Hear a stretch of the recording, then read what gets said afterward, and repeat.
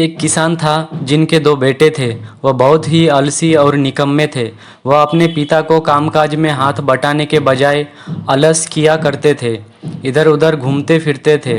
किसान को अपने बेटी की बहुत फिक्र थी। वह सोचते थे कि मेरे मरने के बाद इनका क्या होगा, यह अपना पेट कैसे भरेंगे, अपने परिवार को कैसे संभाल पाएंगे।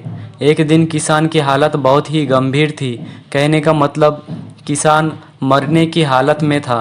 तभी किसान ने अपने दोनों बेटे को बुलाकर उनसे कहा कि हमारे खेत में एक खजाना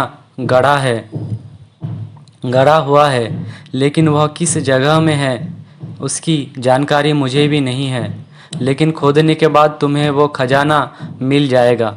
इतना कहकर किसान भगवान को प्यारे हो गए। खजाने की खबर सुनकर दोनों बेटे के मन में लालच आ गया और वो दोनों खेत पर चले गए और खेत को खोदने लगे।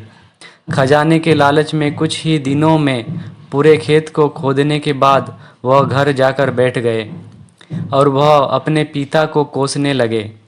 इसी तरह कुछ महीने बीत गए और वर्षा ऋतु का आगमन हुआ।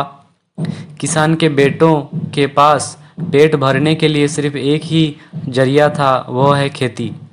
तब बाकी किसानों की तरह किसान के बेटों ने खेत में बीज बोने शुरू कर दिए।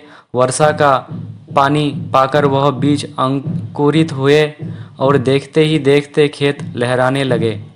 ऐसा लग रहा था कि हवा के झोंके से लहरा रहा था। यह देखकर किसान के बेटे बहुत खुश हो गए। उनको समझ आ गया कि परिश्रम ही सच्चा धन होता है, और वो उसी तरह से अपने पिता के शब्दों का मोल भी समझ गए और अपने कामकाज में लग गए।